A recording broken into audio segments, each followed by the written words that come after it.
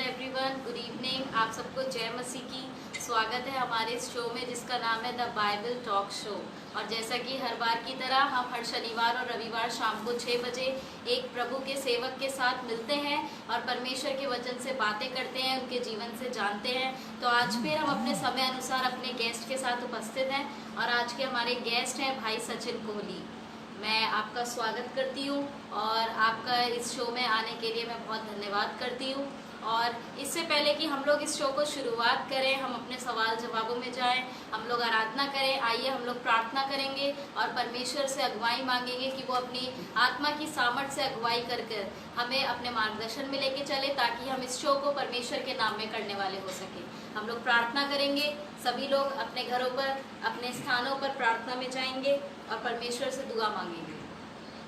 धन्यवाद करते हैं प्यारे जीवित परमेश्वर, हम आपका इस समय, इस अच्छे समय के लिए पिता जो आपने हमें दिया है कि हम यहाँ आपके नाम में इकट्ठा होने वाले हो सके हैं।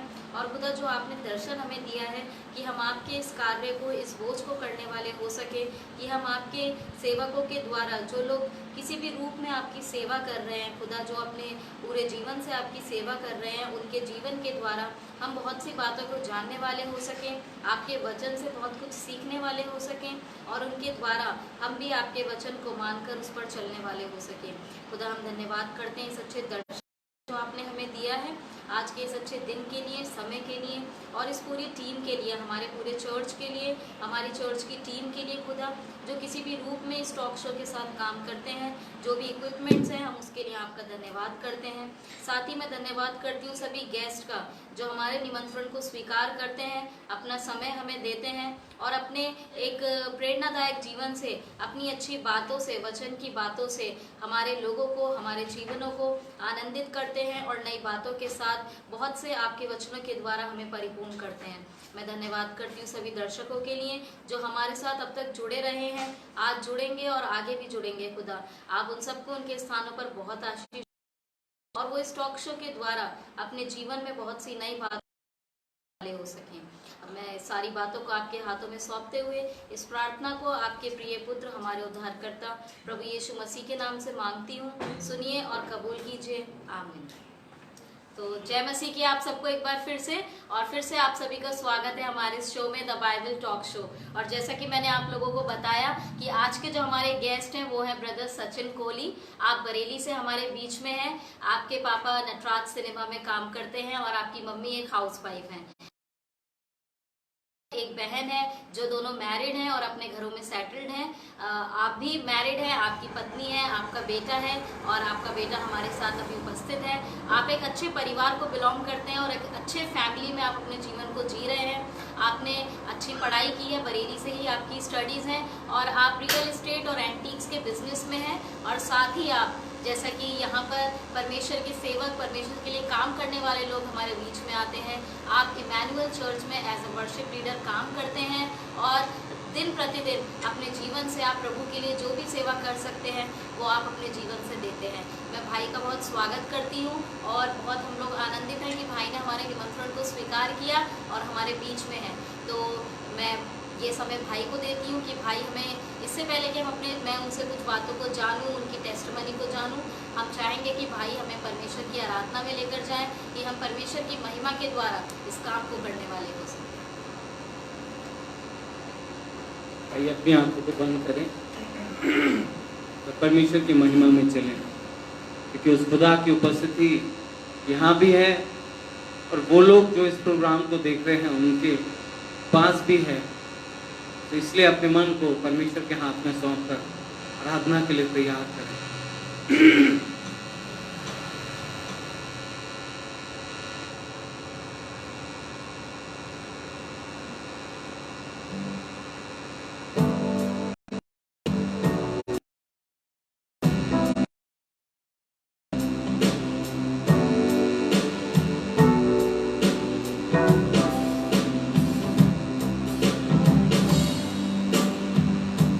यीशु नामों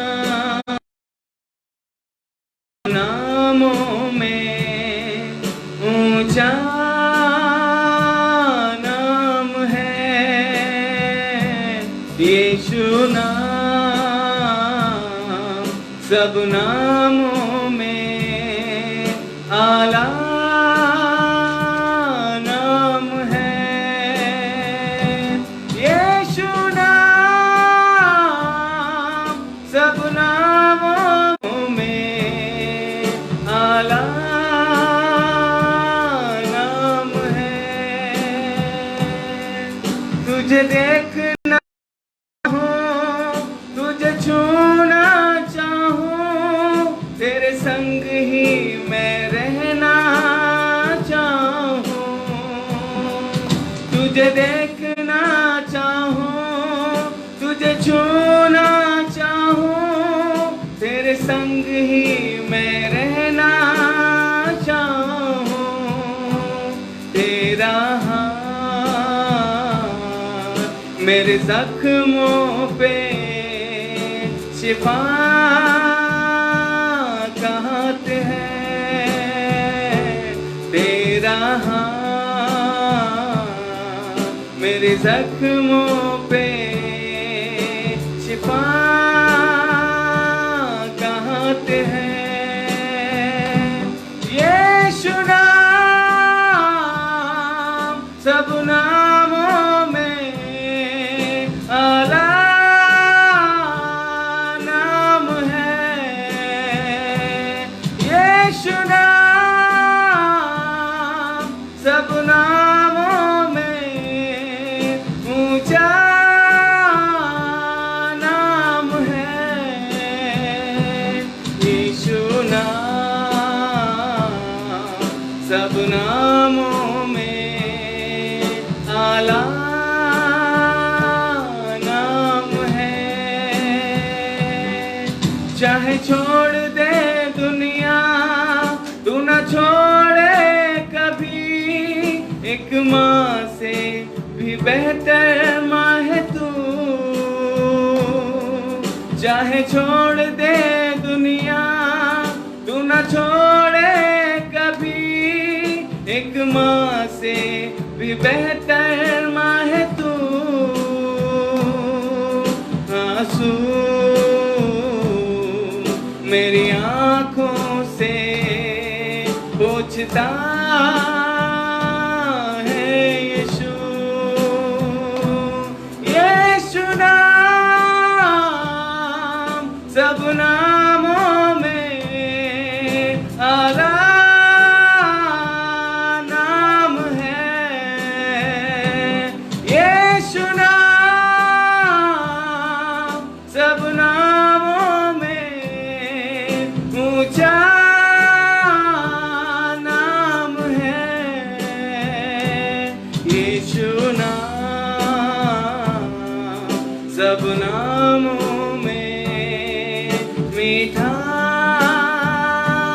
नाम है।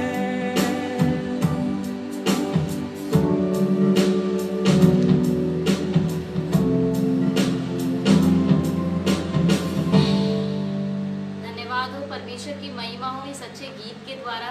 और सच में यीशु नाम सबसे ऊंचा नाम है, सभी नामों में आला नाम है। और उसी नाम के द्वारा हम आज जीवित पाए जाते हैं और हम एक अच्छा जीवन, एक अच्छे आशा का जीवन हम लोग जीते हैं। मैं भाई का धन्यवाद करती हूँ इस अच्छी आराधना के लिए। और बहुत सुंदर आपकी आवाज़ है और बहुत सुंदर आवाज़ के द्वारा आपने परमेश्वर की महिमा की है। परमेश्वर आपको बहुत आशीष दे। तो समय होगा कि हम अपने कुछ सवालों को भाई के साथ हम शुरू करेंगे। तो सबसे पहली बात मैं आपसे जानना चाहूँगी आपके जीवन की टेस्टिमनी, क्योंकि आप एक दूसरे बैकग्राउंड से आते हैं। तो आपके जीवन में परमेश्वर ने कुछ ऐसा कार्य किया होगा कि आपने यीशु मसीह को एक्सेप्ट किया है। तो ऐसा क्या रहा आपके जीवन की गवाही की जिस आज आप यीशु मसीह में पाए जाते हैं? हालेलुया। सबसे पहले मैं परमेश्वर का धन्यवाद करता हूँ कि परमेश्वर ने आज मुझे मौका दिया है कि मैं परमेश्वर के नाम को महिमा देने पाऊँ। मैं धन्यवाद देता हूँ आज इस फैमिली के लिए, इस परिवार के लिए, और पास्टर विलियम सैमुअल जी के लिए, और भाई पास्टर विशाल के लिए, और भाभी के लिए मैं धन्यवाद देता हूँ कि उन्होंने मुझे मौका दिया कि मैं भी परमेश्वर के नाम को, परमेश्वर के अद्भुत गवाही को औरों तक भी बांट सकूँ। तो परमेश्वर सबको आशीष दे। और मैं इस बात को बताना चाहता हूँ कि मेरा नाम सचिन कोहली है और मैं एक पंजाबी बैकग्राउंड से आता हूँ। और सन 2000 में मैं पूना चला गया था महाराष्ट्र में, और मेरा वहाँ पे उद्देश्य था कि मैं परमेश्वर की महिमा करूँ। लेकिन कुछ ऐसा मेरे जीवन में घटित हुआ, कुछ ऐसी स्थिति हुई, कुछ ऐसा हुआ कि मैं कुछ लोगों को देखकर परमेश्वर के रास्ते से भटक गया। अब ये कैसे हुआ, क्यों हुआ, ये मैं नहीं जानता, लेकिन शायद इसमें मैं ये समझता हूँ कि परमेश्वर मुझे कुछ सिखाना चाहता था, परमेश्वर मुझे कुछ बताना चाहता था। लेकिन जब मैं परमेश्वर के रास्ते से हट गया तो मैं बहुत ही गलत संगति में पड़ गया, और मेरा उद्देश्य परमेश्वर से हटकर सिर्फ एक उद्देश्य था कि मैं सबसे ज़्यादा पैसा बरेली में कमाऊँ, सबसे ज़्यादा पैसा वाला मैं बरेली में बनूँ, और मेरा ये उद्देश्य था। और मैं इसके लिए किसी ऐसी चीज़ को भी नहीं देखता था कि मैं किस काम को कर रहा हूँ, जो ऐसे काम है परमेश्वर की नज़रों में बहुत ही घिन वाले काम है, जिन्हें परमेश्वर पसंद नहीं करता। और धीरे धीरे करते करते मैं बहुत गलत कामों में पड़ गया। लेकिन जिस फैमिली में मैं रह रहा था, उस फैमिली से अचानक से जब मैं उस फैमिली में रहता था और जब मैं अपने बाहर के दोस्तों के साथ जाता था, और ऐसा करते करते मेरे को नशा करने की आदत पड़ गई। मैं सिगरेट पीने लगा, मैं दारू पीने लगा, और एक टाइम ऐसा है कि मैं ड्रग्स लेने लगा, और चेन स्मोकर था मैं, और थे और हम लोग स्नेक बाइट लेते थे, और मतलब अलग अलग तरीके के ड्रग्स होते हैं जो हम लेते थे। और उन सब जब हम लेते थे तो अचानक नफरत सी आने लगी, गुस्सा सा आने लगा कि जिनके साथ हम रहते थे, और हम लोग बहुत तरीके के गलत काम करते थे। और मैंने अपने जीवन में इस बात को देखा कि बहुत बार मैं पुलिस के चंगुल से बचा, बहुत बार ऐसी स्थिति से फंसा कि मैं सामने वाले के जगह पे गया और वहाँ जाके फंस गया, और मुझे लगा अब मैं गया, अब मैं नहीं बचूंगा। मेरे साथ के जो लोग हैं, बहुत बार हमें धमकी मिली, बहुत बार ऐसी बातें बोली गई कि अब तुम्हें नहीं छोड़ेंगे। लेकिन वहाँ से मैं बचा, क्योंकि ये सब बातें मेरे घर पे पता थी, और मेरी मम्मी बहुत ही परमेश्वर में भरोसा करती हैं, और वो मतलब परमेश्वर के सामने घुटने टेक के रोज मेरे लिए प्रार्थना करती थी कि मेरा बेटा जो परेशानियों में, और उनको सपनों में दिखता था कि मैं आज यहाँ फंस गया, मैं उस दिक्कत में हूँ, उस परेशानी में हूँ। परमेश्वर उनको ये बताता था, और वो उसके लिए प्रार्थना करती थी। हमारे चर्च के पास्टर हैं, पास्टर संजीव चौधरी जी, वो भी मिल के प्रार्थना करते थे। और मैंने अपने जीवन में देखा कि उन दिनों जब मैं गलत काम कर रहा था, और बहुत जगह मैं पुलिस के चंगुल से और बहुत सारी बातों से बचा हूँ, लेकिन ऐसी स्थिति हुई कि वो सब गलत काम करते करते बहुत सी जगहों पे मैं बचा। लेकिन एक स्थिति मेरे जीवन में ऐसी आई कि मैंने सोचा था कि जिनके साथ मैं रह रहा हूँ, पूरी फैमिली को मार दूंगा जान से। क्योंकि जब हम ड्रग्स लेते हैं तो हमारा दिमाग हमारे काबू में नहीं रहता है, क्योंकि उस समय मैं अपने में नहीं था, क्योंकि मैं शैतान के चंगुल में था, और शैतान मुझ पर हावी होकर अपने कार्यों को करवा रहा था। और उसने मेरे दिमाग में इस बात को डाला कि मैं जिस फैमिली में रह रहा हूँ, उस फैमिली के लोगों को मैं जान से ख़त्म कर दूंगा। और हम लोग रहते थे 7th फ्लोर पे, और मैंने सोचा था इफ अगर कोई आता है कि अगर कुछ ऐसा हल्ला होता है उनको मारने के बाद, तो मैं खुद को भी 7वीं मंजिल से गिरा लूंगा और मर जाऊंगा। और मतलब मेरे दिमाग में ऐसा चल रहा था, और इसका कोई मतलब नहीं था कि मैं भी सबको मार दूं और फालतू में अपना जीवन भी खराब कर दूं, क्योंकि शैतान ने मेरे दिमाग पे अपना कब्जा कर रखा था। लेकिन ऐसी स्थिति हुई कि मैंने पूरा सब कुछ प्लानिंग कर ली, और जिनको मैंने मारना चाहा था उनके मैंने झोंकी और उनके हाथ बांध दिए। और मैं पूरी प्लानिंग मेरी कामयाब हो गई थी, और सब कुछ मैं करने वाला था। हाथ बंद गए थे, आंखों में मिर्चें थी, कुछ देख नहीं सकते थे वो लोग, उनके हाथ बंद गए थे। और लेकिन अचानक से कुछ हुआ, मुझे एक आवाज़ आई कि तू इसके आगे मत बढ़। मैं नहीं जानता क्या हुआ, लेकिन अचानक से मेरे मन में दीनता आ गई। वो नफरत जो थी, वो गुस्सा जो था, वो दीनता में बदल गया। और मैंने बिना कुछ सोचे समझे कि अब मेरा क्या होगा, अब मुझे पुलिस भी ले जा सकती है, और कुछ भी मेरे साथ हो सकता है, या बाहर के और लोग आके ये लोग हल्ला मचाएंगे, मुझे सब लोग बहुत मार सकते हैं। लेकिन मैंने उनको खोल दिया, उनकी आंखें धोई, और उस समय मैं बहुत घबरा गया था, और मैं समझ नहीं पा रहा था ये क्या हुआ, मैंने क्या किया है। और मैंने उनके आगे जाके अपने घुटने टेक कर उनसे सॉरी कहा, उन लोग से माफ़ी मांगी। लेकिन उन लोगों ने मुझसे कहा कि तू घर छोड़कर चला जा। और मुझसे उन्होंने कहा कि अगर हम चाहते तो तेरे ऊपर अटेम्प्ट टू मर्डर और अटेम्प्ट टू रेप दोनों केस लगा देते, क्योंकि उनके घर में लड़कियां और औरतें भी थीं। तो परमेश्वर ने मुझे वहाँ भी बचाया। लेकिन जब मैं वो घर छोड़कर बाहर निकला तो मैं और भी गंदगी में गिर गया, और भी गंदे धंधों में, गलत कामों में गिर गया। यहाँ तक कि हमारे साथ, मैं बिल्कुल खुल के बताना चाहता हूँ कि हमारे साथ के जो कुछ लड़के थे जो अलग अलग प्रकार के धंधे किए करते थे, कि हमारे साथ जो ग्रुप था उसमें से बहुत से लोग ऐसे थे जो लड़कियों का भी धंधा किया करते थे, व्यापार किया करते थे। तो मतलब मैं ये बताना चाह रहा हूँ कि इस प्रकार के बहुत गंदे काम करने वाले, लेकिन अचानक से कुछ हुआ, क्योंकि मैं कभी बरेली आना नहीं चाहता था और मैं बरेली को बहुत छोटा समझता था। मैं समझता था बहुत छोटा गांव है, और मैं इफ़ कभी बरेली आता भी था तो 2 साल बाद आता था, और मुश्किल से महज 1 हफ्ते अगर रुक गया तो बहुत रुक गया। मेरी मम्मी रोती रहती थी कि मेरा बेटा मुझसे दूर चला गया है, पता नहीं क्या हो गया, क्योंकि मैं बचपन में अपनी मम्मी को बहुत प्यार करता था, मम्मी से ही लिपटा रहता था। लेकिन मम्मी इस बात को बहुत कहती थी, लेकिन मुझे, जब मैं मम्मी को छोड़ के जाता था मुझे बहुत बुरा लगता था, और मैं कभी बरेली नहीं आना चाहता। लेकिन सडनली कुछ हुआ, क्योंकि ये लोग यहाँ प्रार्थना कर रहे थे मेरे लिए, सब प्रार्थना के हथौड़े चला रहे थे मेरे लिए, और मैं आना नहीं चाहता था। लेकिन ना चाह के भी मैं पता नहीं क्यों और किस काम से यहाँ आया था, सिर्फ 10 दिन के लिए। और जब मैं यहाँ आया 10 दिन के लिए, तो सब लोग, जो मेरे चर्च का यूथ था, वो मुझे ज़बरदस्ती अपने साथ प्रार्थना में लेके जाता था कि आप आए हो, आप बहुत दिनों बाद आए हो, आप चलो मेरे साथ प्रार्थना में, आप चलो, वहाँ अच्छा लगता है, आपको कुछ नहीं करना, आपसे बैठना। और वहाँ जाके जब मैं उनके साथ आराधना में जाता था, प्रार्थना में जाता था जगह जगह, और मैं देखता था कि वो लोग वचन से भी बताते हैं, वो लोग आराधना भी करते हैं, और वो लोग प्रार्थना भी करते हैं, और सुनकर बहुत अच्छा लगता था। और मैं आपको बताऊं, मैं, मेरी जेब में अगर पैसा नहीं रहता था ना, तो मैं गुस्से से आगोगोला हो जाता था, क्योंकि मैं नशा करता था। और मैं अपने जीवन में बहुत बड़ा टोपीबाज रहा हूँ, ये चुटकियों में पैसे पैदा करता था मैं एक फ़ोन पे, अलग अलग तरीके से, क्योंकि हमारे काम बहुत सारे, बहुत गलत काम थे और बहुत सारे थे, और फ़ोन पे मैं पैसे पैदा करता था। और मैं उसके आगे भी बताऊँगा, पैसे यहाँ पे मंगवाए फ़ोन करके, और बहुत सी ऐसी बातें हुई। लेकिन मैं अपने जीवन बता रहा हूँ कि जब ज़बरदस्ती मुझको वो लोग ले जाते थे, तो मुझे लगता था ये ज़बरदस्ती क्यों ले जा रहे हैं, मुझे गुस्सा भी आता था। लेकिन मैं मेरे यूथ से बहुत कुछ सीखा है मैंने, मेरे चर्च के यूथ से प्यार करना सीखा है मैंने, और एक दूसरे का ध्यान रखना सीखा है। और मैं बताना चाहता हूँ कि जब मैं उनके साथ आराधना में जाने लगा, तो मेरे जीवन में कुछ कुछ होने लगा, क्योंकि मैं एक तो ड्रग्स लेता था, मैं चरस गांजा पीता था, मैं सिगरेट पीता था, और ये चीज़ें बिना दवाई के, बिना रिहैब सेंटर जाए छूटती नहीं है। Hallelujah, hallelujah. लेकिन संगति में बहुत सामर्थ्य है, संगति में बहुत ताकत है। और मेरे लगातार फ़ोन पूना से आते थे कि भाई तू जल्दी आ जा, बहुत काम है, जल्दी आ जा। लेकिन एक दिन पता नहीं क्या हुआ, मैंने अपना सिम निकाल के अलग रख दिया। मुझे नहीं पता क्यों हुआ ऐसा, लेकिन मैंने अपना सिम निकाल के अलग रख दिया, अपना फ़ोन मैंने बंद कर दिया, दूसरा सिम मैंने ले लिया, और मेरा ड्रग्स लेना छूट गया, मेरा चरस गांजा पीना छूट गया, लेकिन मेरा सिगरेट पीना नहीं छूट। और मैं फिर, मेरे को मन करता है नशा करने का, तो मैं बाहर जाकर सिगरेट भी पीता हूँ, धसे हों पड़े हों, परमेश्वर हमें निकालता है वहाँ से।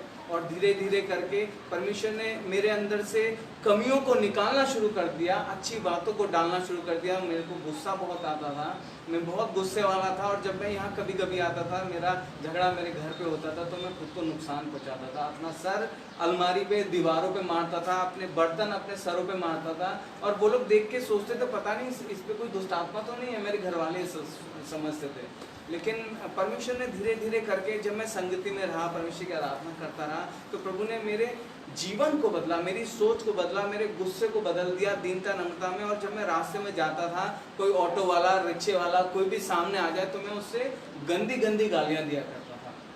लेकिन जब मैंने इस बात को जाना, इस बात को सीखा कि प्रभु हमसे क्या कहता है, प्रभु की संगति जब करना चाहिए, मैंने करना सीखा। मैंने जब मैं करता था, तो अपने जीवन में मैंने बदलाव महसूस किया कि परमेश्वर ने मुझे पूर्ण रीति से बदल दिया है, और आज परमेश्वर मुझे अपनी महिमा के लिए इस्तेमाल करता है।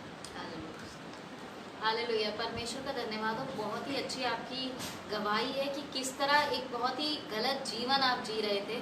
वाकई में, सच में, जिन लोगों ने सुना होगा, और मैं भी जो सुन रही हूँ, तो खुद मुझे ही सुन के बहुत आश्चर्य हो रहा है। और आप, क्योंकि अब आप प्रभु में हैं, तो आप इन बातों से किसी भी तरह से शर्मिंदा नहीं हैं, आप बदल चुके हैं, इसीलिए आप खुलकर इन बातों को बता रहे हैं। और ज़रूरी भी है कि जो हमारे जवान हैं, जो हमारे दर्शक हैं, बहुत से दर्शक, बहुत से जवान हमारे हैं जो आज के समय में ऐसे जीवन में हैं कि चर्च में आराधना कर रहे हैं, वचन भी पढ़ रहे हैं, प्रार्थना में भी बैठ रहे हैं, पर कहीं ना कहीं पर्सनल लाइफ में बहुत सी ऐसी चीज़ें कर रहे हैं जो शायद उन्हें शर्मिंदा करती होंगी।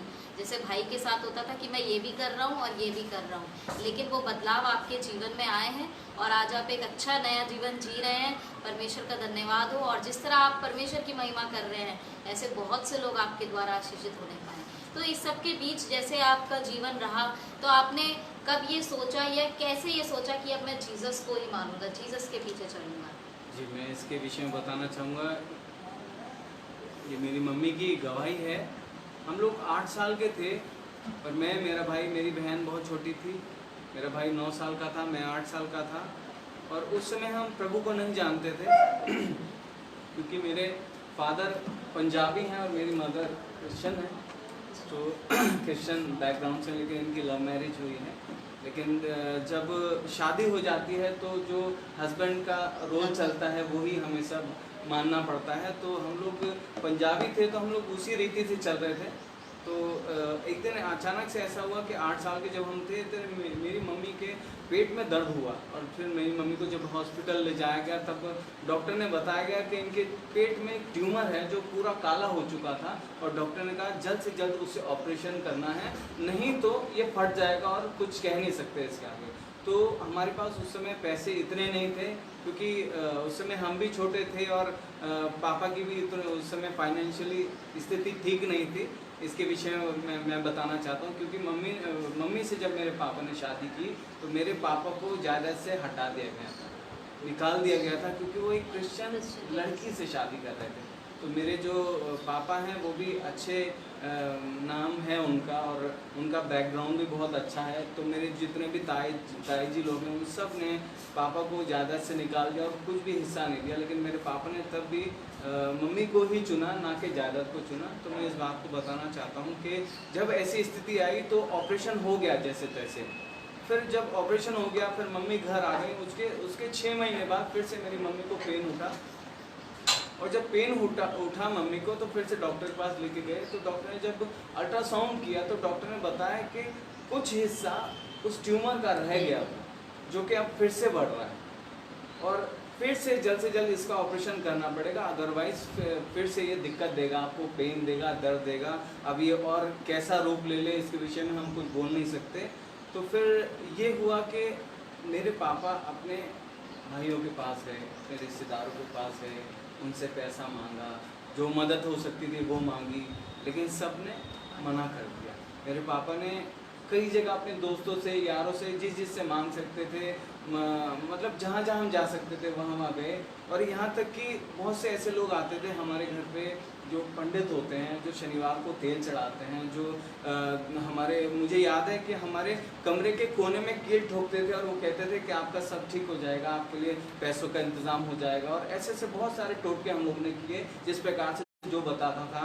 बहुत से लोगों ने कहा इस जारत में चले जाओ, उधर चले जाओ। मैं खुल के बोलना चाहूँगा, वहाँ भी हम गए, लेकिन कहीं से हमें कुछ भी आनंद, आराम, कुछ शांति नहीं मिली। लेकिन मेरी मासी हैं जिन्होंने हमें यीशु मसीह के बारे में बताया कि कहीं से तुम्हें आराम नहीं मिल रहा है, लेकिन यीशु मसीह पे विश्वास करके देखो। पास्टर अजीत हो रहे हैं जिनका प्रोग्राम आता था FM पे, रेडियो पे, और वो हम सुनते थे और हफ्ते में 2 बार उनका प्रोग्राम आता था। वो कहते थे कि आप विश्वास से एक गिलास पानी का भर के वहाँ रखें और मैं प्रार्थना करूँगा और आप अपने उस स्थान पर भी रखें जहाँ पे आपको दिक्कत है। और मैं विश्वास से अपने दिल्ली से स्टूडियो से प्रार्थना कर रहा हूँ और आप उस पानी को पिएँ। मैं परमेश्वर का धन्यवाद करता हूँ। मेरी मम्मी ने लगातार, हम लोग भी बैठा करते थे प्रेयर में, और लगातार इस बात को किया और मम्मी ने इस चीज़ को देखा कि उनको अपने पेट में अंतर पता चला कि वो दर्द महसूस नहीं होता है। हाँ, लेकिन उससे पहले कि सारी रिपोर्टें थी डॉक्टर की, तो डॉक्टर ने कहा था कि जल्द से जल्द आप दोबारा ऑपरेशन करवा लो, इससे पहले ये और बड़ा हो जाए। तो जब मम्मी हमारी सुनती थी प्रोग्राम, वो आराधना जब सुनती थी, वो प्रार्थना करते थे और जो पानी को मम्मी प्रार्थना के पीती थी और उससे मम्मी को चंगाई मिली। और जब मम्मी वहाँ गई डॉक्टर के पास, फिर से अल्ट्रासाउंड करवाया, तो मैं बताना चाहता हूँ कि परमेश्वर के अनुग्रह से वो ट्यूमर का पीस गायब हो चुका था। और तब से हमने यीशु मसीह को अपने जीवन में उद्धारकर्ता ग्रहण किया। फिर से ये बात हुई कि हमारे बहुत से रिश्तेदार इस बात को हमारे जीवन में कि हमने यीशु मसीह को ग्रहण किया, बहुत से लोगों ने ऑब्जेक्शन उठाया, बहुत से रिश्तेदारों ने बोलना बंद कर दिया था, लेकिन फिर भी हमने परमेश्वर को चुना और उसको हमने उद्धारकर्ता ग्रहण किया। हमने अपना धर्म परिवर्तन नहीं किया। बहुत से लोग हमसे बोलते थे कि आपको पैसे मिल रहे हैं या आपने धर्म परिवर्तन किया है, लेकिन हमने नाम अपना नहीं बदला। ये नाम ही हमारी गवाही है। तो परमेश्वर ने इस प्रकार से मेरी मम्मी के जीवन में काम किया और आज मेरी मम्मी एक अच्छी विश्वासी हैं। जो भी मम्मी हमारे घर में भी जब प्रार्थना होती है तो मम्मी वचन से हम सबको अच्छे से बताती हैं, वचन देती हैं और कंटिन्यू प्रार्थनाएं करती हैं और लोगों के लिए भी और बीमारों के लिए भी। हमारी एक और मौसी हैं, उनको भी परमेश्वर के बारे में बताती हैं और जैसे जैसे मौका मिले वो परमेश्वर के बारे में सबको बताती हैं। बहुत ही अच्छा लगा ये जानकर किस तरह आप यीशु मसीह में आए। और सच में जैसा कि आपने कहा कि ना आपने धर्म परिवर्तन किया है ना नाम बदला है, सिर्फ यीशु मसीह को एक्सेप्ट किया है उसके कामों के द्वारा। जो आपने अपने जीवन में अंतर देखा, सच में बहुत खूबसूरत आपके गवाही और आपका जीवन हमें जानने को मिल रहा है। तो अगली बात मैं आपसे जानना चाहूँगी कि जैसा कि आप भी वचन पढ़ते हैं और आपने जब यीशु मसीह को जाना, आपने वचन पढ़ना सीखा, शुरू किया, तो क्या है कि वचन कितना ज़रूरी है हमारे लिए पढ़ना? कितना ज़रूरी है कि हम वचन को पढ़ते रहें, उसको जानते रहें? देखिए, वचन सबसे पहले मैं बताना चाहता हूँ, ये वचन को परमेश्वर ने अपने नाम से भी ज़्यादा महत्व दिया है। इस वचन को दोधारी तलवार कहा जाता है और इस वचन को पढ़ के मैंने अपने जीवन में जाना कि सत्यता क्या है, सत्य क्या है। मैंने इस वचन को पढ़कर ही इस बात को जाना कि मुझे संसार में जीना कैसे है। मैंने इस वचन को पढ़कर ही इस बात को जाना कि मुझे लोगों से व्यवहार कैसे करना है, मुझे लोगों से बोलना कैसे, मुझे लोगों से बातचीत कैसे करनी है। इस वचन को पढ़कर मैंने ये जाना है कि मुझे अपने जीवन में कैसे चलना है, कैसे जीवन को व्यतीत करना है। जब हम इस संसार में रह रहे हैं तो जब भी मैं किसी ऐसे अंधकार में रास्ते पे चला हूँ तो ये वचन मेरे लिए एक मार्ग बना है, ये वचन मेरे लिए प्रकाश बना है। और मैं बताना चाहता हूँ एक छोटी सी बात आपको। ये एक गवाही है। हमारे चर्च में एक भाई हैं जिनका नाम अतुल सक्सेना है और वो एक टाइम में परमेश्वर का वचन उनके पास तो गया, लेकिन वो सांसारिक बातों की वजह से परमेश्वर को उन्होंने अनदेखा किया। और वचन उनके पास था, लेकिन उनके जीवन में ऐसी स्थिति आई कि वो सुसाइड करने वाले थे। उन्होंने सोचा कि बस मैं अपना जीवन खत्म कर लूँगा और वो एकदम से जैसे पागल इंसान हो जाता है उस प्रकार से अपने जीवन में वो रात को सो रहे थे और उन्होंने रात को उठे और उनके मन में आया कि मैं खुद को मार लूँ, क्या ढूंढूँ, कैसे प्रकार से मार लूँ। फिर उनको ध्यान आया कि उनके पास एक बाइबल रखी है और ये उनकी गवाही है। और वो उस प्रकार से बताया था कि मैंने जैसे ही बाइबल को ऐसे ही खोला रैंडमली और बोले जो स्थिति मेरी चल रही है वो स्थिति उसमें लिखा था और परमेश्वर मुझसे कह रहा था कि मैं तुझे शांति दूंगा, मैं तुझे संभालूंगा। तो बाइबल पढ़ना हमारे लिए इसलिए ज़रूरी है। और मैं एक बात और बताना चाहता हूँ कि मैंने जब बाइबल को पढ़ा तो मैंने अय्यूब की पुस्तक में इस बात को जाना कि जो आज का विज्ञान है वो विज्ञान फेल है। क्योंकि अय्यूब की किताब के विषय में जब मैंने जाना था कि 3500 साल पहले अय्यूब की किताब लिखी गई थी और 3500 साल पहले अय्यूब ने अपनी किताब में इस प्रकार से लिखा है कि धरती के नीचे आग है। उसने इस प्रकार से अय्यूब की किताब में लिखा है कि पृथ्वी लटक रही है। और अब जो विज्ञान है इसने अब बताया है कि पृथ्वी लटक रही है।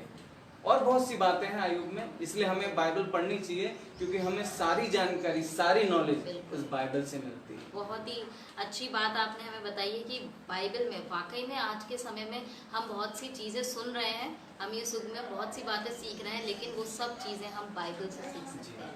बहुत अच्छे तरीके से आपने हमें बताया कि वचन क्यों हमारे लिए ज़रूरी है। अगली बात मैं आपसे जानना चाहूँगी कि जो गॉड है, खुदा है, वो क्या चाहता है कि हम अपने जीवन से उसके लिए करें?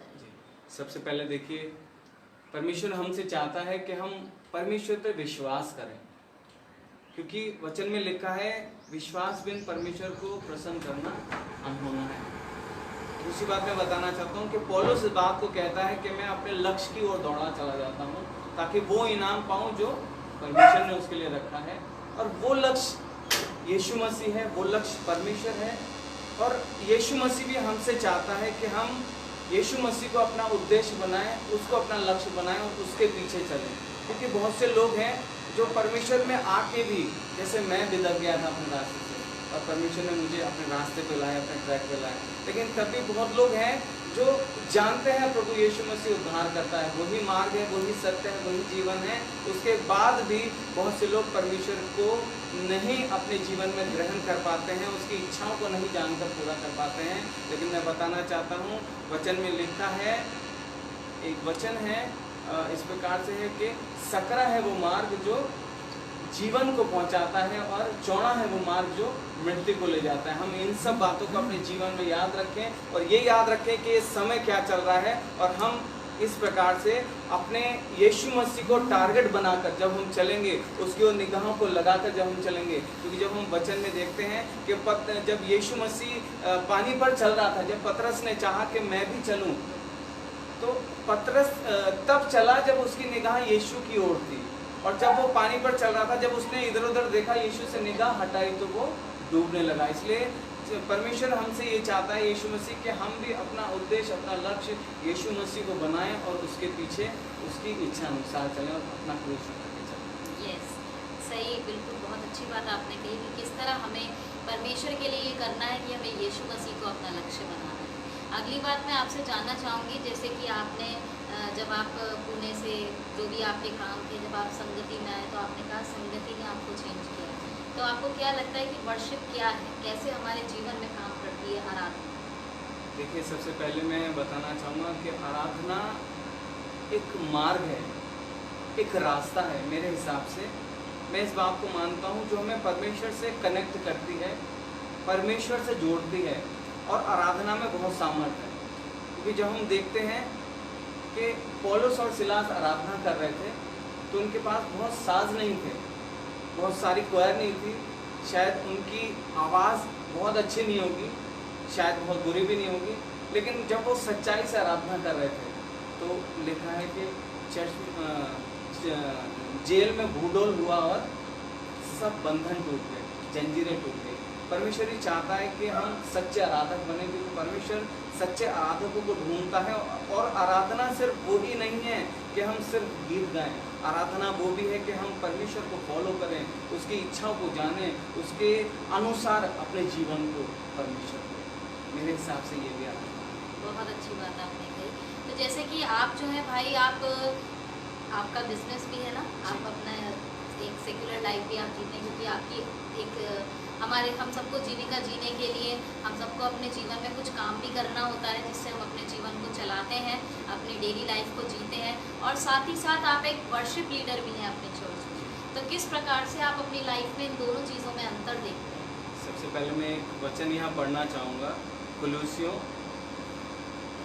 3:23 है। यहाँ इस प्रकार से लिखा है, जो कुछ तुम करते हो तन मन से करो, ये समझकर कि मनुष्यों के लिए नहीं परंतु प्रभु के लिए करते हो।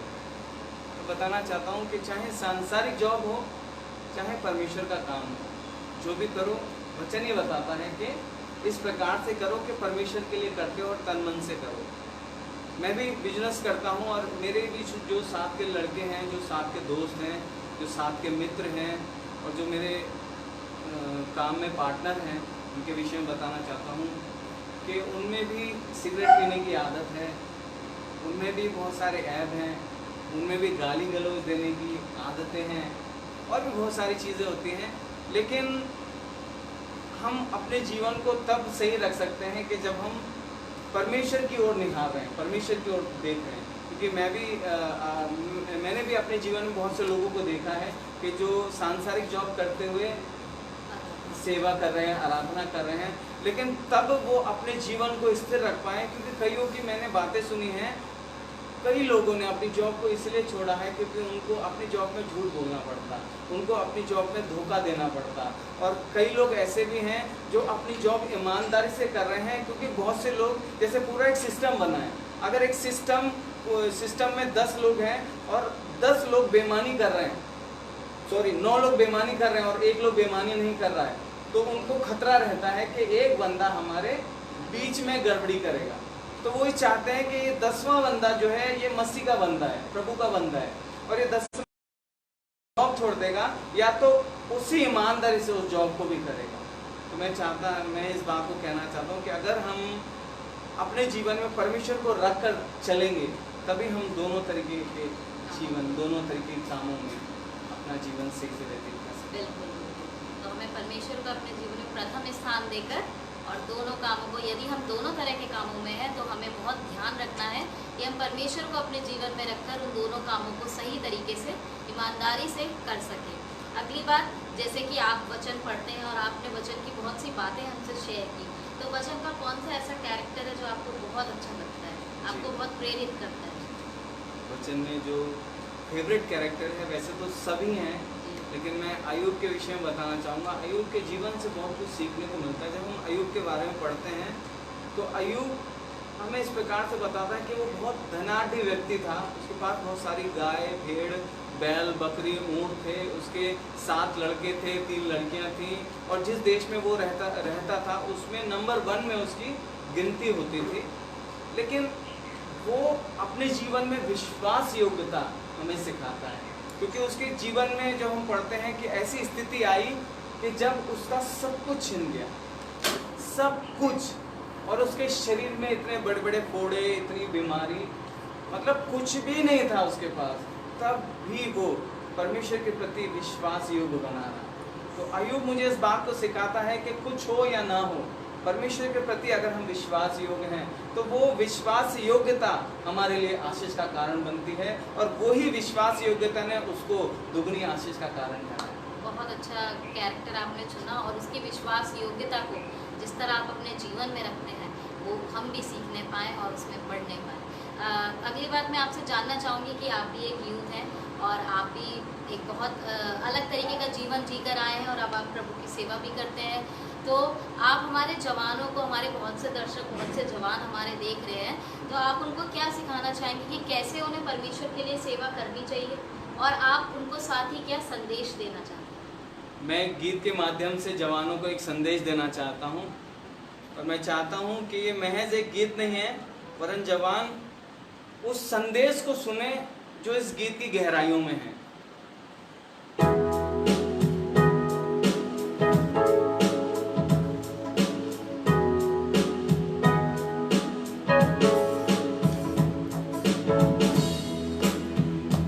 ऐ जवान अपनी जवानी में आनंद कर, और अपनी जवानी के दिनों में मगन रहे। अपनी मनमानी कर आँखों की अभिलाषा में चल, फिर भी तू ये जान ले। अपनी मनमानी कर आँखों की अभिलाषा में चल, फिर भी तू ये जान ले। सब बातों के विषय परमेश्वर तेरा, सब बातों के विषय परमेश्वर तेरा न्याय करेगा, न्याय करेगा। ऐ जवान अपनी जवानी में आनंद कर,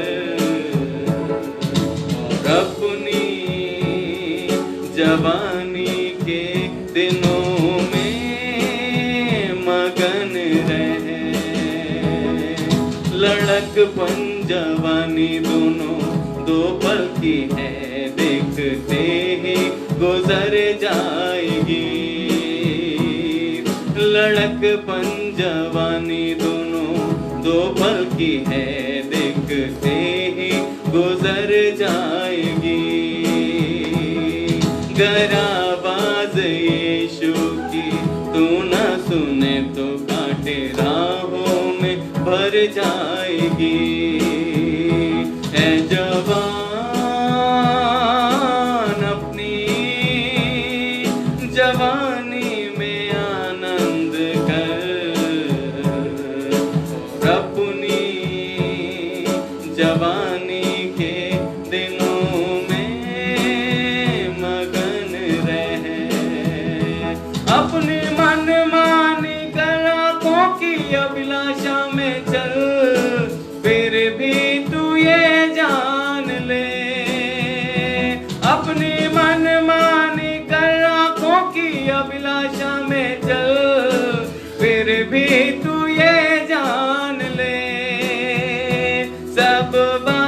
के विषय परमेश्वर तेरा, सब बातों के विषय परमेश्वर तेरा न्याय करेगा, न्याय करेगा, न्याय करेगा।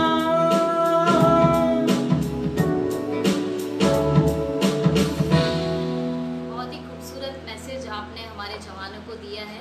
इस गीत के जो बोल हैं उन्हें सुनकर कोई भी इस गीत के अर्थ को समझ सकता है। और मैं एक बहुत ही खास बात भाई के विषय में बोलना चाहूँगी कि जैसे कि मैं इस शो को होस्ट करती हूँ और हम इस शो का 9th एपिसोड कर रहे हैं और आप 9th पर्सन हमारे बीच में है, 9th गेस्ट। अब तक हमारे जितने भी गेस्ट आए हैं सबके जीवन से कुछ नया ही मुझे सुनने को मिलता है। और भाई के विषय में मैं कहना चाहूँगी कि जिस तरह का आप एक जीवन जी रहे थे पुणे में, और अब जो है तो परमेश्वर जब उठाता है, जब चुनता है तो उसकी कोई सीमा नहीं होती है। जिस खूबसूरती से आप गीत गा रहे थे तो मुझे नहीं लगता आपने कोई ट्रेनिंग ली है संगीत की, आपने कोई ट्रेनिंग नहीं ली है, कोई प्रोफेशनल सिंगर आप नहीं हैं। लेकिन यदि आप अपने गीत को शायद आप खुद भी सुने तो आपको लगेगा कि आप बहुत खूबसूरत गाते हैं। तो परमेश्वर ने जिस तरह आपको चुना है तो उसने आपको ये तोड़ा भी नवाजा है कि जहां आप इन्हें गलत चीज़ों में इस्तेमाल कर रहे थे, गलत शब्दों में, गलत बातों में, आप उसे परमेश्वर की महिमा के लिए इस्तेमाल कर रहे हैं। बहुत खूबसूरत आपकी आवाज़ है और बहुत खूबसूरत तरीके से आप प्रभु की महिमा करते हैं। आप ऐसे ही प्रभु की महिमा करते रहें। और साथ ही मैं बहुत धन्यवाद देती हूँ भाई का हमारे इस शो पर आने के लिए। बहुत अच्छा लगा आपसे मिलकर। मैंने आपके विषय में थोड़ा बहुत सुना था लेकिन आज आपसे रूबरू होकर आपके विषय में जानकर बहुत अच्छा लगा। बहुत से लोगों ने जिन्होंने सुना है उनको भी शायद अपने जीवन को और बहुत से जीवनों को इन बातों को सुनकर बहुत अच्छा लगा होगा। और आपके द्वारा मैं आशा करती हूँ कि बहुत से चेंजेस बहुत से लोगों के जीवन में आने पाएंगे, क्योंकि आपने एक बहुत अच्छी बात अपने एपिसोड में हमें आपके द्वारा हुए हमारे एपिसोड में हमें सिखाई है कि आपने वचन से अपने व्यवहार को बदला है, वचन से अपने स्वभाव को बदला है। आपने सीखा है कि मुझे संसार में रहना है तो किस तरह की लाइफ मुझको जीना है। बहुत ही अच्छा मुझे लगा आपके विषय में जानकर। और परमेश्वर करे कि आपका परिवार और आपकी सेवा दिन प्रतिदिन परमेश्वर में और बढ़ती जाए। परमेश्वर आपको बहुत आशीष दे। मैं आपका बहुत शुक्रिया करती हूँ कि आप हमारे शो पर आए और आपने अपना समय दिया और बहुत खूबसूरत बातें आपने हमसे शेयर की, बहुत अच्छी बातें आपने हमें सिखाई, हमारे दर्शकों को सिखाई। हम सब आपका बहुत धन्यवाद करते हैं। और अंत में मैं चाहूँगी कि आप प्रार्थना के साथ हमारे शो के लिए और सभी बातों के लिए आप परमेश्वर का धन्यवाद करें। ये अपनी आंखों को बंद करें। वो हमारे बीच में है। खुदावन यीशु मसीह, हम सब आपके चरणों में आकर धन्यवाद देते हैं आज की सुंदर शाम के लिए। और प्रभु धन्यवाद देते हैं कि आपने हमें मौका दिया कि हम आज की शाम आकर आपके नाम को महिमा देने पाए। खुदावन इस स्थान पर, इस जगह पर, इस घर में प्रभु आपके नाम की महिमा करने पाए प्रभु। और खुदावन हम सबसे पहले विनती प्रार्थना करते हैं उन लोगों के लिए जो आज इस प्रोग्राम को देख रहे हैं प्रभु, उन सभी लोगों को आप बहुत से आशीष और बरकत दें खुदावन जो आज इस प्रोग्राम को देख रहे हैं। और हम विनती प्रार्थना करते हैं इस चर्च के लिए प्रभु, इस परिवार के लिए खुदावन और इस टॉक शो के लिए प्रभु। हम विनती प्रार्थना करते हैं आपकी बरकत, आपका अनुग्रह, आपकी करुणा दया सदैव इस परिवार पर, इस चर्च पर खुदावन और इस टॉक शो पर बनी रहे प्रभु। खुदावन ये टॉक शो परमेश्वर आपके नाम की महिमा करता है प्रभु। और जिस खूबसूरती से परमेश्वर यहाँ लोगों को बुलाकर उनकी गवाहियों को बताया जाता है प्रभु, वो सुनकर लोग बहुतायत से आशीष पाने पाए। आपसे ये विनती प्रार्थना करते हैं खुदावन, यूं ही ये टॉक शो आगे बढ़ता रहे और आपके नाम को ऊंचाइयों तक पहुंचाने वाला बन सके, ताकि इस टॉक शो में जो भी गवाहियां होती हैं, जो भी बातें होती हैं प्रभु, वो खुदावन आपकी ओर से होने पाए और परमेश्वर हर एक जन सुनकर बहुतायत से बरकत पाए और अपने जीवन को बदलकर आपके नाम को महिमा देने पाए। खुदावन हम धन्यवाद देते हैं। आगे के हर एक समय को यीशु मसीह आपके हाथों में सौंपते हैं। यीशु मसीह के नाम से मांगते हैं। एक बार फिर मैं धन्यवाद करती हूँ भाई का कि आप हमारे शो में आए और बहुत अच्छे से आपने हमारे शो को, हमारे दर्शकों को और हमें हमारी बातों, परमेश्वर के वचन से आपने अपने जीवन से गवाही को और बहुत सी बातों को सिखाया। मैं आपको बहुत धन्यवाद करती हूँ और साथ ही मैं धन्यवाद करती हूँ अपने सभी दर्शकों का जो हमारे साथ जुड़े हुए हैं और आगे भी आप हमारे साथ जुड़े रहें। मैं आपको बताना चाहूँगी कि कल फिर हम शाम को 6 बजे एक नए गेस्ट के साथ मिलेंगे, नई टेस्टमनी और नई बातों के साथ मिलेंगे। तब तक के लिए आप सभी लोग अपने घरों पर रहें, सुरक्षित रहें, सरकार का नियमों का, लॉकडाउन का पालन करते रहें, प्रार्थना करते रहें, वचन पढ़ते रहें, दुआ करते रहें और सब लोग आशीषित रहें। God bless you all. जय मसीह।